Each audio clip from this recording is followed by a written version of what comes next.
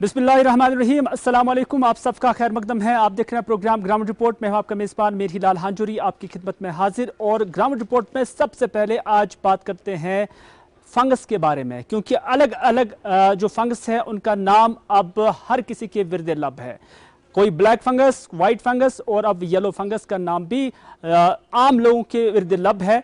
और लोगों के अंदर खौफ व दहशत भी इससे फैल गई है, क्योंकि डॉक्टर साहिबान का मानना है कि जो लोग पहले कोविड पॉजिटिव थे और उसके बाद अब नेगेटिव आए हैं तो उनमें यह ज्यादा असर कर जाता है। यानी लोग ये कहते हैं कि वो कोविड की वबा से तो निकले थे लेकिन अब दूसरी वबा में वो उलझ सकते हैं। लेकिन क्या वाकई लोगों को इस पर तशवीश करने की जरूरत है? क्या वाकई लोगों को इस पर फिक्र करने की जरूरत है? और क्या वाकई इससे खौफ खाने की जरूरत है? यह जानने के लिए इस वक्त हमारे साथ है जम्मू कश्मीर के मारूफ मालिज और उसके साथ साथ associate professor medicine GMC Srinagar, doctors association Kashmir के president doctor Nisarul Hasan. Doctor साहब, आपका खैर मकदम है। आपसे जानना चाहेंगे, लोगों के अंदर काफी खौफ है। लाखों लोग जो पहले कोविड पॉजिटिव थे अब नेगेटिव आए हैं, लेकिन जब से ये एडवाइजरी जारी हुई है और जब से डॉक्टरों की जानब से ये मशवरे दिए जा रहे हैं कि अब इस तरह के पेशेंट्स जो पहले कोविड नेगेटिव पॉजिटिव थे अब नेगेटिव आए तो उन पर ये फंगल जो बीमारी है वो ज्यादा असर कर जाती है। क्या है इसकी हकीकत और क्या वाकई लोगों को इससे डरना चाहिए? ये एक it's a matter of concern कि जी अभी हम कोविड-19 के पैंडेमिक से जूझ ही रहे थे। एक नई हम्म आफत आ गई ब्लैक फंगस के जरिए। ये एक ब्लैक जी फंगस बेसिकली आम लफ्ज़ है, आम टर्म है जो आम लोग इसका नाम लेके बोल रहे हैं आजकल। लेकिन ये जी एक इसका जो मेडिकल टर्मिनोलॉजी है, हाँ, म्यूकार माइकोसिस के नाम से हम बोलते हैं। ये एक जी रियर फंगल इन्फेक्शन है but it's a deadly. Rear इतना था कि जी आज तक हमने अभी कोविड-19 के पहले से हमने बहुत कम केसेस देखे थे। That means in my ji experience of 35 years of medical practice, I have hardly seen ji 5 cases so far. दो तीन हम्म सौरा में जब मैं हम थे और एक दो केसेस यहाँ पे SMHS में जब से मैं यहाँ पे हूँ तो। हम्म लेकिन इन्वायरेबली जो हम मैंने मेडिकल प्रैक्टिस में देखे वो डायबिटीज में पाए गए थे और ऑल ऑफ देम डाइड। सो जी ये एक रेयर केस था। लेकिन जब से कोविड-19 का जो पैंडेमिक है और कुछ हफ्तों से हम देख रहे हैं कि there has been an epidemic of this black fungal infection in कोविड-19 पेशेंट्स। तो जी अभी तक अगर आप उनकी तादाद जो है ब्लैक फंगल इन्फेक्शन कोविड-19 के हवाले से ये 9,000 पार कर गए, लगभग नियरली 9,000 पेशेंट्स। सो पूरे मुल्क में हमने it's an epidemic. So there is an epidemic in several states of the country. और तकरीबन 200 हम्म लोगों की मौत भी हो गई। और अगर आप कश्मीर के हवाले से यहाँ पे भी इंकिशाफ हो गया, जम्मू के हवाले से आप बात करोगे भी वहां भी बदकिस्मती से एक की मौत हो गई। डॉक्टर साहब, कुछ डॉक्टर साहब ये भी कहते हैं कि जो भी कोई इंसान जिसमें ये इन्फेक्शंस पाए जाते हैं, फंगल इन्फेक्शंस पाए जाते हैं, उनकी इम्यूनिटी बड़ी कमज़ोर होती है। और माना जाता है कि जो डायबिटीज़ या उसके साथ स्टेरॉइड उन्हें दिया जाता है तो उससे भी उनकी इम्यूनिटी जो है कमज़ोर हो जाती है और यही वजह है कि उन पर ये बीमारियां हावी हो जाती हैं। तो इसकी क्या ये हकीकत है? फंगल इन्फेक्शन जो है ये हर जगह पाया जाता है। It is in the air, it is in the soil. लेकिन हेल्दी इंडिविजुअल्स को ये बीमारी नहीं करता है। ये उन्हीं पे ज्यादा हावी होता है, उन्हीं पे ये घातक होता है जिनमें अंडरलाइंग मेडिकल कंडीशन, जो इम्यून सिस्टम जिनका कमजोर होगा, जिनकी इम्यूनिटी अच्छा। किसी भी तरीके से कमजोर हुई होगी, चाहे वो कैंसर बीमार हो या शुगर बीमार हो। लेकिन कोविड-19 के हवाले से जो आपने पहले भी बोला था कि इनमें इसकी मकदार क्यों ज्यादा होगी, क्योंकि हम्म कोविड-19 भी इम्यून सिस्टम को कमजोर करता है। और जब ये इम्यून सिस्टम को कमजोर करेगा तो ये इन पे हावी होता है। लेकिन हम्म कोविड-19 के उन बीमारों में ज्यादा ये पाया गया जिनमें शुगर बीमारी थी और वो भी अनकंट्रोल। अगर आपको शुगर जी बीमारी है लेकिन हम्म अनकंट्रोल्ड है तब this fungus will attack you more. और वही देखा गया जी कोविड-19 के उन बीमारों में ज्यादा देखा गया। ये ज्यादा पेशेंट्स हैं जो जिनमें डायबिटीज है, कोविड भी है जी लेकिन डायबिटीज है। और तीसरी जी वजह यह है कि इन कोविड-19 पेशेंट्स का जो एक ट्रीटमेंट है, उसका नाम है स्टीरॉइड्स। स्टीरॉइड जो जी है that is life saving, we give to save COVID-19 patients. But these जी steroids are a double edged sword, क्योंकि ये इम्यून सिस्टम को बेसिकली कमजोर करते हैं। एक तो हम्म कोविड-19, शुगर, और फिर ये स्टीरॉइड्स भी अगर हम देते हैं इन पेशेंट्स में, कोविड-19 पेशेंट्स में, तो इससे, हम्म, इन तीनों चीजों से इम्यूनिटी कमजोर होती है इस पेशेंट की, और इट बिकम्स अ जी fertile, a perfect ground for this fungus to attack fungal. Attack in a patient. तो बिल्कुल डॉक्टर साहब, अब चूंकि किसी में इस तरह की बीमारी असर न करे, तो उसके लिए प्रिवेंटिव मेजर्स क्या है एक आम इंसान के लिए, उन्हें क्या कुछ करना चाहिए? सादत से मैं ये कहना चाहता हूं कि इसका बेहतरीन प्रिवेंशन है कि आपको कोविड नहीं होना चाहिए। सो आप कोविड बिल्कुल। से अपने आप को बचाओ, तो ये फंगल इन्फेक्शन आप में नहीं हावी करेगा। And the best way to hmm prevent covid infection is to vaccinate yourself. So आप जी वैक्सीनेशन करो, प्रिवेंशन करो, कोविड-19 की इन्फेक्शन आपको नहीं जाएगी, ये ब्लैक फंगस भी हम्म नहीं आएगा। दूसरा वेरी हम्म इंपॉर्टेंट है, अगर आपका डायबिटीज है, क्योंकि शुगर बीमारों में ये बहुत ज्यादा पाया जाता है, ये ब्लैक फंगस, तो आपका हम्म शुगर जो है ड्यूरिंग कोविड टाइम, अगर आपको कोविड इन्फेक्शन होती है, तो उस दरमियान जी आप मोर फ्रिक्वेंटली अपने ब्लड शुगर को मॉनिटर करो। और अगर आपका ब्लड शुगर हाई होता है, तो आपको अपनी दवाइयों को टाइट्रेट करके इसको बिल्कुल स्ट्रिक्टली कंट्रोल रखना है। उससे आपको इस हम्म ब्लैक फंगस से बचाव हो सकता है। तीसरा, मैं आपकी हम्म वसादत से ये कहना चाहता हूं कि जो ये स्टीरॉइड्स दवाइयां हम देते हैं, इसकी एक हम्म मकदार है, कब हमको देनी है। सेकेंड वीक में देनी हम्म होती है अगर इन्फेक्शन होता है, पहली वेव में दे दोगे तो ये हम्म, ज्यादा ज्यादा हार्मफुल है स्टीरॉइड्स। ये जो ये जो अच्छा। स्टीरॉइड्स है, आपको दूसरे हफ्ते में खाना है। ये जो स्टीरॉइड्स है, हम्म इसकी मकदार जो है, डोज, वो बहुत कम देनी होती है। एंड इसकी जो हम्म ड्यूरेशन ऑफ ट्रीटमेंट है, that is just 7 to 10 days। लेकिन हमने देखा है हम्म कि लोग माइल्ड डिजीजेस में भी लेते हैं, कि हम्म मामूली सा माइल्ड डिजीज होगी कोविड-19, वो दुकानदारों के पास जाके स्टीरॉइड्स ले लेते हैं। हमने देखा है कि हम्म एक्सेसिव डोजेस लेते हैं, डॉक्टर साहिबान भी बहुत ज्यादा डोजेस देते हैं इनको, बिकॉज ऑफ डेस्परेशन। हमने देखा है कि for hmm months together people are taking steroids. तो इस हम्म इरेशनल जो मिसयूज होता है इस दवाई का, स्टीरॉइड्स का, हम्म ये भी एक बाइस है कि इसका कोविड फंगल इन्फेक्शन। और इसको रैशनल करना है कि आप इस स्टीरॉइड को मिसयूज मत करो, उसी मकदार में हम्म। खाओ जिसमें रिकमेंडेड है, और पहले ही मत खाओ। माइल्ड में इसका कोई बिल्कुल, हालांकि ये डॉक्टर जो है उसी को पर्टेन करता है कि वो कितना रेकमेंड करे, और सेल्फ मेडिकेशन किसी भी तौर पर अलाउ नहीं होना चाहिए। हिलाल लेकिन साहब, मुख्तसर मैंने बिल्कुल। ये भी देखा है कि कुछ लोग दुकानदारों के पास जाते हैं, क्योंकि प्रिस्क्रिप्शन होती है व्हाट्सएप पे, आप आज फैमिली मेंबर्स का, हम्म फिर किसी और को अगर कोविड होता है फैमिली मेंबर्स में, वो फौरन वही दवाई लेता है। इसीलिए मैं कहता हूं हम्म कि ये स्टीरॉइड्स बेसिकली दुकानदार खुद नहीं देने चाहिए। They should give it hmm, on prescription only. So there should be a ban बिल्कुल। of the sale of the steroids without the prescription. मेरा यही कहना है। अ, तीसरी एक वजह है, बिल्कुल डॉक्टर साहब चूंकि वक्त बहुत मुख्तसर है, मुख्तसर मैं आपसे जानना चाहूंगा कि कुछ लोग ये भी कहते हैं कि जो हम मास्क लगाते हैं इस पे मॉइस्चर आ जाता है, तो इससे भी फंगल इन्फेक्शन होने के खतरात लायक होते हैं। उसके साथ साथ जो वेट एटमॉस्फेयर आपके दाएं बाएं होता है, माना जाता है इस तरह के लोगों के अंदर खदशात हैं।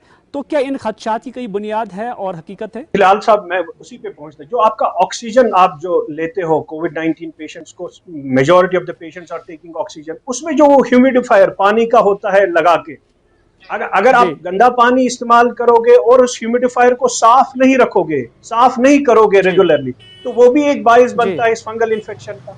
जो आपने मास्क की हम्म बात कही, ये फंगल इन्फेक्शन, ये इसमें कोई दो राय नहीं है। जहां जहां की डैम्पनिंग सरफेस होगा, गीलापन होगा, और वो भी हम्म गंदगी जहां पे होगी, ये वहां पे थ्राइव हम्म, करता है, ये वहां पे ज्यादा उभर जाता है।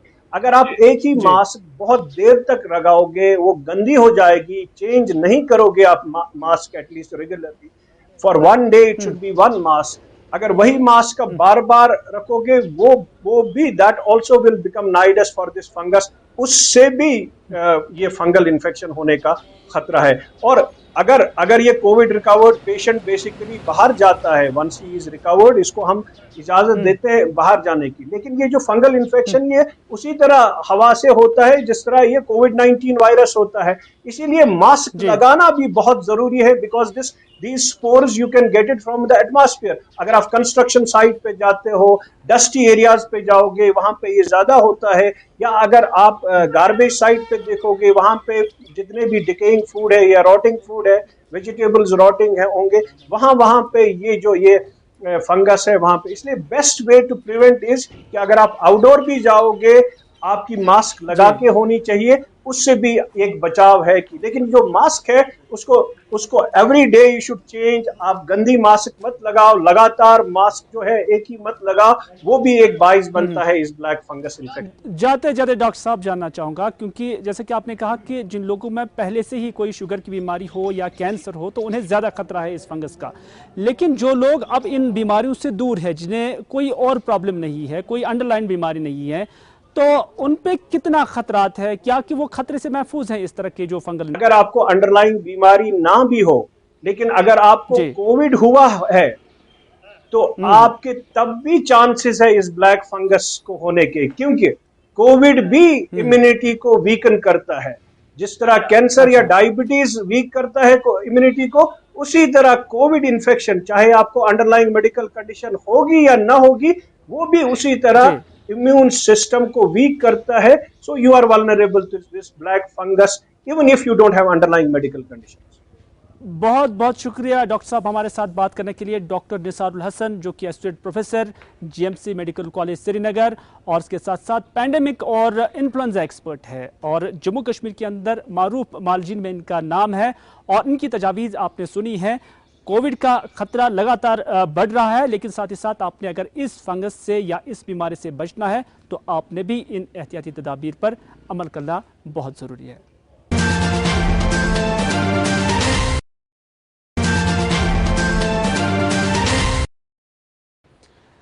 नाज़रीन, पूरे जम्मू कश्मीर के अंदर आज वैक्सीनेशन ड्राइव चलाई गई है, और ये ड्राइव जो है मखसूस लोगों के लिए, जिसमें ट्रांसपोर्टर्स और उसके साथ साथ जो ड्राइवर्स और कंडक्टर्स हैं उनके लिए मखसूस चलाई गई है। और ये ड्राइव कश्मीर के हर डिस्ट्रिक्ट में आज चलाई गई है, और इसमें आज जो मीडिया से वाबस्ता अफराद है उनको भी मुत्तला किया गया था, और आज उन्हें भी जो वैक्सीन का पहला डोज है वो दिया गया है। न सिर्फ कश्मीर में बल्कि जम्मू में भी ऐसी सूरत हाल रही। जम्मू में भी आज अलग अलग ट्रांसपोर्टर्स या ड्राइवर्स या उसके साथ साथ जो लोग मुंसलिक हैं उनके लिए ये मुहिम चलाई गई थी। दीप कौर जम्मू से इस वक्त हमारे साथ मौजूद है। दीप कौर, आपसे जानना चाहेंगे कि कहां कहां पर ये सेंटर्स जो है कायम किए गए थे, और माना जा रहा है कि ट्रांसपोर्टर्स के साथ साथ जम्मू के अंदर भी आज जो मीडिया कर्मी है, जो मीडिया से वाबस्ता सहाफ़ी है, उन्हें भी आज वैक्सीनेशन का पहला डोज दिया गया है। बिल्कुल, मैं आपको बता दूं कि आज पहला डोज जो है जम्मू में तमाम मीडिया कर्मियों को दिया गया, और मीडिया कर्मियों के साथ साथ ट्रांसपोर्टर्स की बात करते हैं, जितने भी ड्राइवर्स हैं, चाहे वो ऑटो ड्राइवर हों, बस ड्राइवर हों, ट्रक ड्राइवर हों, उनको भी आज पहला डोज जो है वो दिया गया है। और साथ ही साथ जो कंडक्टर्स हैं उन्हें भी दिया गया है। इनके साथ जितने भी शॉपकीपर्स के लेबर्स हैं या फिर और वर्कर्स हैं उन्हें भी दिया है, और भी जितने भी लेबर्स हैं सबको आज पहला डोज जो है दिया गया है। जम्मू में 2 जगह आज यहाँ पर सेंटर जो है बनाए गए थे, और वहाँ पर 18+ के डोज जो है वो भी लग चुके हैं। तो कहीं ना कहीं बहुत ही बढ़ चढ़ कर यहाँ पर सबने आज हाजिरी दी है, डोज जो है वो लगाए हैं। खास करके अगर मीडिया कर्मियों की बात करें, जो इस महामारी में लगातार बाहर है, लगातार काम कर रहे हैं, हर अपनी एक रिपोर्ट जो है पूरी दुनिया तक पहुँचा रहे हैं, सबको बता रहे हैं कि क्या कुछ सूरत हाल है, उनका वैक्सीनेट होना बहुत ही ज़्यादा ज़रूरी था, और बढ़ चढ़ कर आज तमाम मीडिया कर्मियों ने जो है वैक्सीनेट किया। दीप, चूंकि मीडिया कर्मी फ्रंटलाइन वॉरियर्स में ही आते हैं, लेकिन साथ ही साथ जब हम ट्रांसपोर्ट का जिक्र करते हैं तो क्या हम इससे ये भी अंदाज़ा लगा सकते हैं कि शायद ट्रांसपोर्टर्स को इसी वजह से आज वैक्सीनेशन या इस ड्राइव का हिस्सा बनाया गया, ताकि क्योंकि खबरें आ रही हैं कि जून के पहले हफ्ते से शायद लॉकडाउन में कोई रिलैक्सेशन हो सकती है, तो क्या इसको इस कॉन्टेक्स्ट के साथ भी जोड़ा जा सकता है? बिल्कुल, हम कह सकते हैं, क्योंकि जिस तरह से ये खबरें लगातार सामने आ रही हैं कि जून के पहले महीने में कम से कम रिलैक्सेशन जो है वो मिल सकती है, तो कहीं ना कहीं क्योंकि अगर केसेस की अगर बात करते हैं लाल, तो इनमें भी अब कमी देखने को नजर आ रही है। जम्मू कश्मीर में लगातार केस बढ़ रहे थे, उसमें कमी हो रही है, ग्राफ डाउन हो रहा है, और रिकवर केसेस का ग्राफ बढ़ रहा है। और अगर बात करते हैं तमाम ड्राइवर्स की, कंडक्टर्स की, तो इनको वैक्सीनेट होना बहुत ही ज़्यादा ज़रूरी है और वही आज किया गया है। और इन्हें एक जगह से दूसरी जगह जाना है, तमाम अगर हम ये कहें कि बहुत सारी चीज़ें ऐसी एसेंशियल सर्विस हैं जो हम बाहर दूसरी जगह तक नहीं पहुंचा सकते हैं, वो इन्हीं के जरिए जाती हैं, तो कहीं ना कहीं उनके लिए ये बहुत ही ज़्यादा ज़रूरी था। और साथ ही देखा जाए ये भी अपने घर पर जाते हैं और कितने दिनों के बाद घर पर जाते हैं इसका अंदाज़ा किसी को नहीं है, तो ये चीज़ होना बहुत ही ज़्यादा ज़रूरी है। चलिए दीप, पूरी जानकारी देने के लिए बहुत बहुत शुक्रिया। ये थी दीप कौर जो कि जम्मू से हमें अपडेट कर रही थी और बता रही थी कि किस तरह से जो आने वाला महीना है यानी जून का महीना है और उसमें जो एक्सपेक्टेड है कि शायद रिलैक्सेशन दी जा सकती है, तो उससे पहले ही सरकार की जानब से इस तरह के इनिशिएटिव्स लिए जाते हैं ताकि जो लोग इसके जद में आ सकते हैं उनकी प्रोटेक्शन किसी न किसी हद तक जो है वो रहे। नाज़रीन, कोविड-19 के बाद जो लॉकडाउन का इतलाक पूरे जम्मू कश्मीर में लगाया गया है और इससे न सिर्फ आम जिंदगी मफलूज होकर रह गई है बल्कि जो तिजारती सरगर्मियां हैं वो भी मुतासिर होकर रह गई है। पूरे जम्मू कश्मीर के अंदर जो इक्तिसादी सूरत हाल है वो भी काफ़ी अबतर हालत में है और इस दौरान मुख्तलिफ बैंकों से जो कर्जे हासिल करने वाले बोरोवर्स हैं उन्हें भी अब गोनोगो मुश्किलात का सामना करना पड़ रहा है, क्योंकि खबरें आ रही हैं कि मुतअद्दिद बैंक्स की जानिब से जिन लोगों को कर्जे दिए गए थे, जिन्हें लोन फराहम किया गया था, अब उनके गारंटर्स से जब उन्होंने मतलब आज तक वो कर्जों की किस्त अदा नहीं कर सके तो अब उनके गारंटर्स से वो किस्तें वसूल की जाती है। क्या है पूरी कहानी? इस वक्त हमारे साथ है हमारे सीनियर साथी सईद तजम्मुल। तजम्मुल, क्या है पूरी कहानी? किस तरह की शिकायतें लोगों की जानिब से आप किए जा रही हैं, खासतौर पर जिन लोगों ने मुख्तलिफ बैंक से कर्जे हासिल किए हैं? आपका ओपिनियन बिल्कुल सही है। जम्मू कश्मीर में जब बीते साल में मिनिस्ट्री ऑफ होम अफेयर्स ने आरबीआई को तहरीरी तौर पर ख़त रवाना किया था, जिसमें पूरे मुल्क में जम्मू कश्मीर में ख़ासकर जो बोरोवर्स थे जिन्होंने कर्जे या लोन हासिल किए थे मुख्तलिफ बैंकों से, उस EMI को डेफर किया गया था। लेकिन जम्मू कश्मीर में रवां साल के दौरान अभी तक इस EMI पे कोई भी कामकाज नहीं हो पाया, जिससे गालिबन मतलब ये निकलता है कि अब इनके जो EMIs हैं वो उनके गारंटर से काटने का सिलसिला तेज हो गया है। हालांकि हम जिस जगह मौजूद हैं, लाल चौक की सोनी तस्वीरें आपके सामने हैं। दुकानें बंद, कारोबारी इदारे बंद।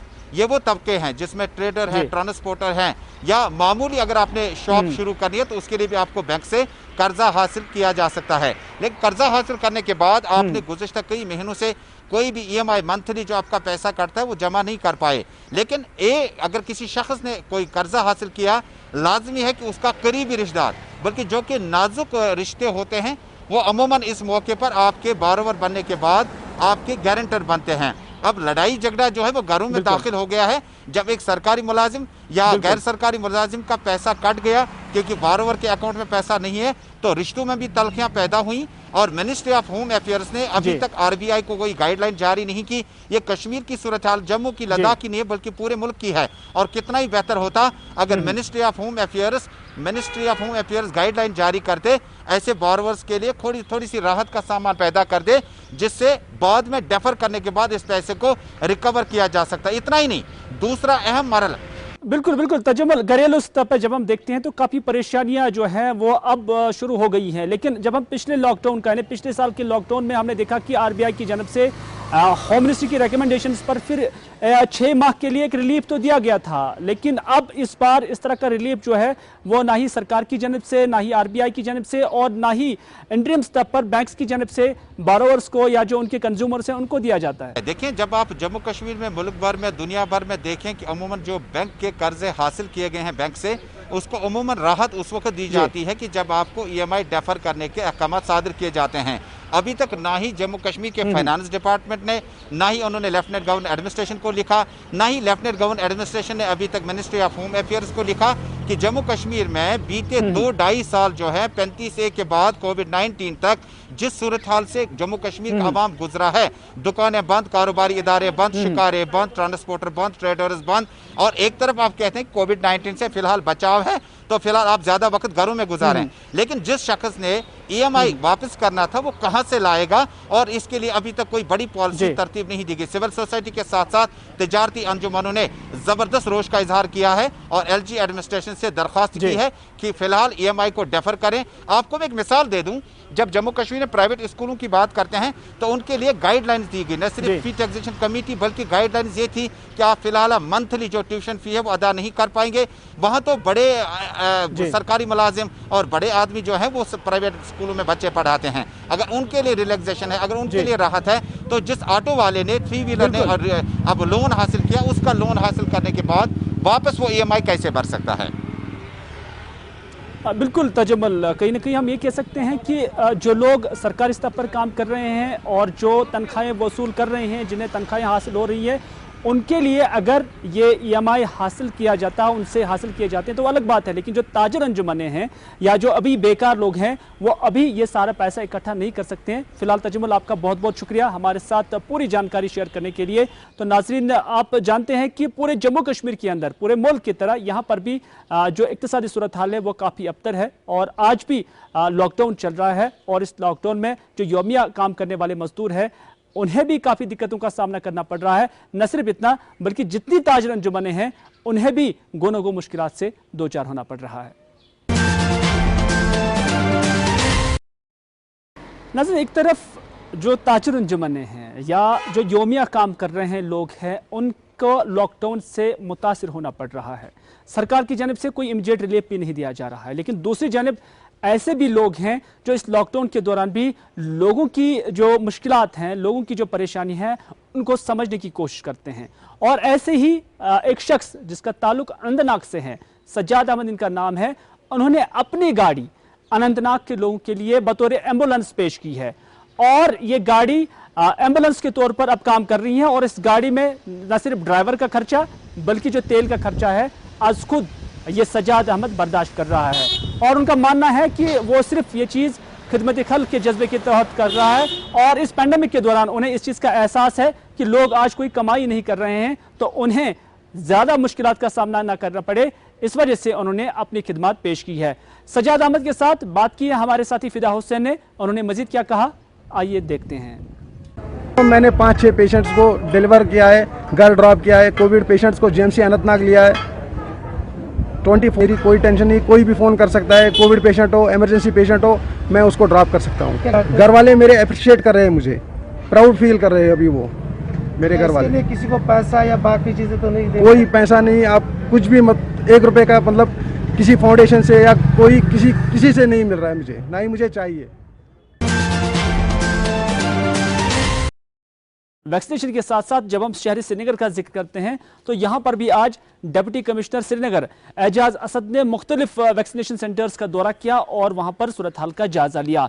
लेकिन इस दौरान उनसे मीडिया अफराद ने कुछ सवालात भी पूछे और सवाल में ये सवाल भी पूछा गया कि कल से ये खबरें गश्त कर रही हैं कि जून के पहले हफ्ते से ही शायद लॉकडाउन में नरमी बरती जा सकती है, तो उस पर उनका रद्दअमल जाने की कोशिश की गई। ताहम डिप्टी कमिश्नर श्रीनगर ने उस वक्त यही कहा कि अनलॉक के हवाले से कोई भी फैसला लेने का इख्तियार लेफ्टिनेंट गवर्नर इंतजामिया को ही हासिल होगा और साथ ही साथ उन्होंने कहा कि अनलॉक करने से पहले सभी जो स्टेक होल्डर्स है या शराकतदार है उनको ऑन बोर्ड दिया जाएगा, उनके सलाह मशवरे जो है वो लिए जाएंगे। डिप्टी कमिश्नर श्रीनगर ने यह भी कहा कि फिलवक्त जम्मू कश्मीर के अंदर, खासतौर पर कश्मीर वैली के अंदर 6000 केसेस जो है वो एक्टिव हैं और सरकार नहीं चाहेगी कि कोई भी रिस्क इस हवाले से ली जा सके जिससे जो कोविड का फैलाव है वो ज्यादा मजीद बढ़ सके। तो उन्होंने कहा कि इस हवाले से गुफ्तशनी चल रही है और जो कोई भी फैसला होगा वो स्टेट एडमिनिस्ट्रेटिव काउंसिल की जानिब से ही लिया जा सकता है। केसेस कम आ रहे हैं डेली बेसिस पर, जैसा आपने कहा केस लोड हमारा घट रहा है, लेकिन हमें बहुत ज़्यादा अब अलर्ट रहने की ज़रूरत है। यहीं से गड़बड़ भी होती है और यहीं से आगे का जो रास्ता है वो भी मुतय्यन होता है। इसलिए अगर आप एक्टिव केसेस देखेंगे, आज भी तकरीबन 6500 एक्टिव केसेस हैं पूरे श्रीनगर ज़िले में, तो किसी किस्म की डील की गुंजाइश अभी नहीं है। लिहाजा हमें अपने SOPs जो हैं वो उनको स्ट्रिक्टली फॉलो करना है और सोशल डिस्टेंसिंग, मास्क और वैक्सीनेशन, खासकर वैक्सीनेशन ड्राइव चालू की गई है, उसमें जो एलिजिबल ग्रुप्स हैं वो पार्टिसिपेट करें।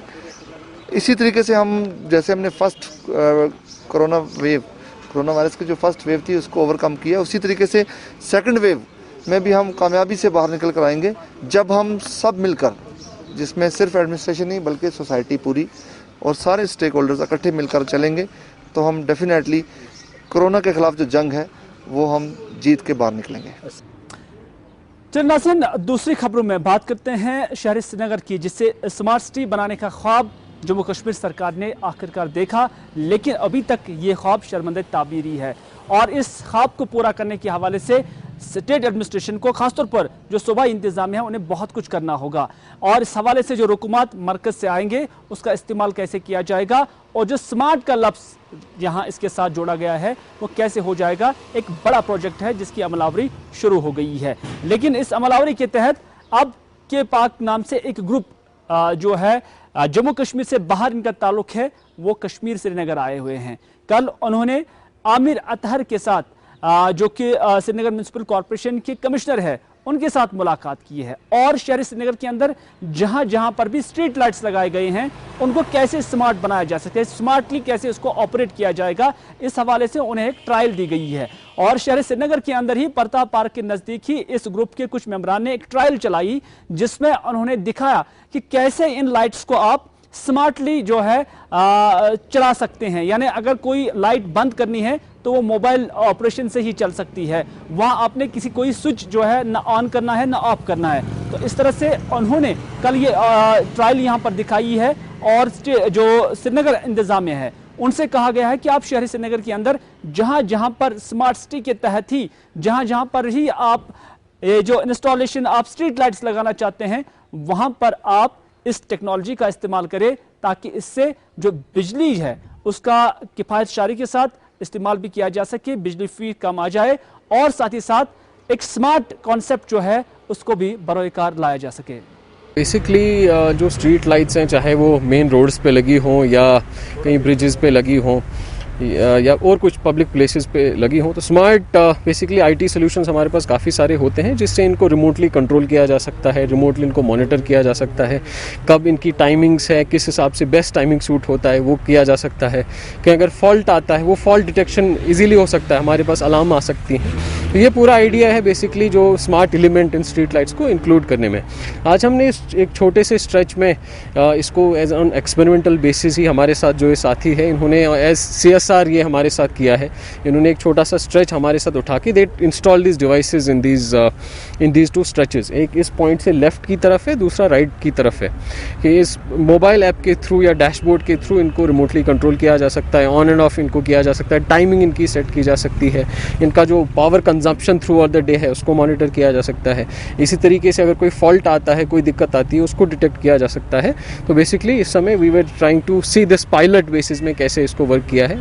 तो नाज़रीन, ये था आज का प्रोग्राम। इसी के साथ दीजिए अपने मेज़बान मेरी हिलाल हाजिरी को आज का ग्राउंड रिपोर्ट यहीं पर इख्तिताम करने की इजाज़त, इस वादे के साथ कि अगर ज़िंदगी रही तो आपसे फिर होगी मुलाकात। तब तक के लिए खुदा हाफिज़, फ़ी अमानिल्लाह।